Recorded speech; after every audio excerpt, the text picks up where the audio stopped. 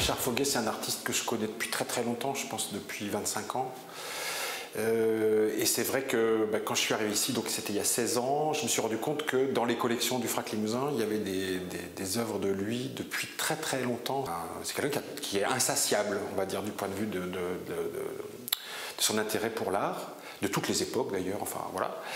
Et donc depuis maintenant, si c'est peut-être une dizaine d'années, pas tout à fait, on a pris l'habitude ici au Frac Limousin d'intégrer dans notre comité technique un artiste.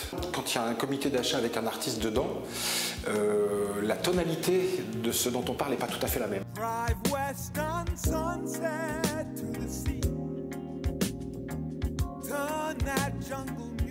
Je connais bien la collection et c'est vrai que quand on parle de carte blanche, c'est vrai aussi que ce qu'il faut dire, c'est qu'il n'y a pas de ma part, enfin je veux dire, j'ai pas 5 ans pour préparer l'expo, j'ai pas 800 000 € devant moi, donc il s'agit aussi de s'appuyer sur la collection et notamment sur des achats qui ont été faits ces 2 dernières années, des pièces qui n'ont pas encore été montrées.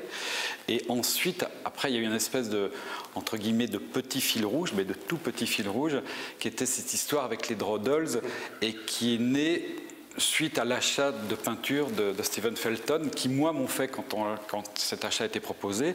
Ça m'a fait vraiment penser à quelque chose aussi que je connaissais, des dessins un peu énigmes comme ça.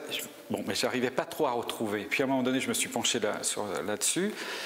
J'ai découvert qu'il y avait un livre à la table ronde qui venait de ressortir sur ces espèces de choses. Donc des fois, il y a des choses qui traînent, voilà, qui sont, comme on dit, dans l'air du temps.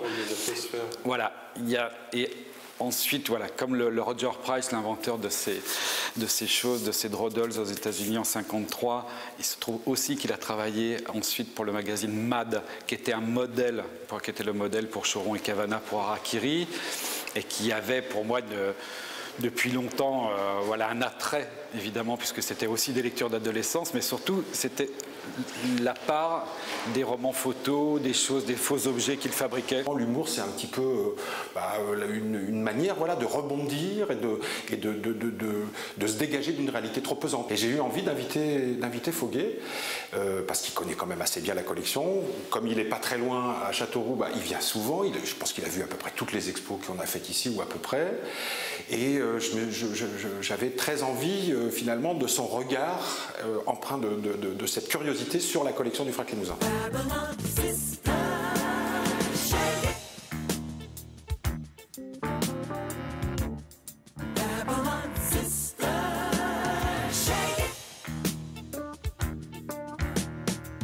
L'idée du titre, on retrouve ça dans le collage de Marcel Marien, grand surréaliste belge. Donc voilà, comment on nomme les choses, comment une feuille noire qui n'est pas un monochrome à partir du moment où on y met une fausse légende. Donc voilà, quand on nomme, voilà, comment les choses peuvent avoir un sens ou non, ou plusieurs sens.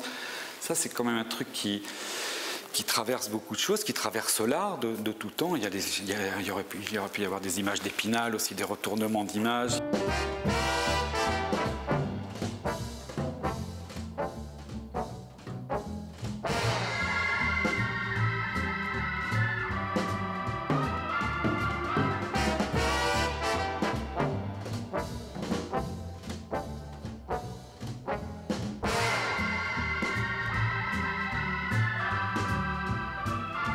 Oui, c'est toujours des jeux d'idées, des jeux de forme. Après, encore une fois, c'est un prétexte pour montrer des choses récemment acquises, comme le livre de ce grand artiste américain, et voilà, qui fait un dictionnaire, finalement, un répertoire de formes, où avec des combinatoires, on obtiendrait des milliards et des milliards de formes. Chaque habitant de la planète aurait peut-être sa forme à lui, etc. Donc c'est difficile de montrer un livre dans une exposition. Mais bon, voilà, je trouvais que cette pièce, elle fait partie pour moi de tout le champ des possibles.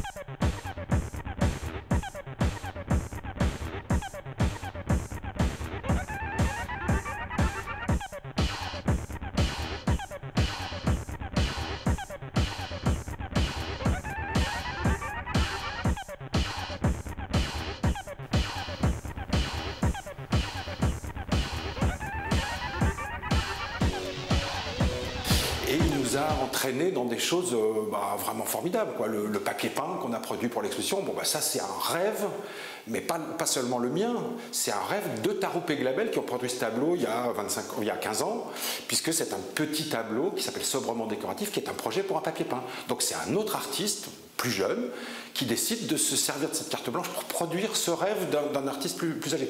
Moi je trouve ça merveilleux, enfin je me dis que voilà, l'art c'est aussi fait pour ça.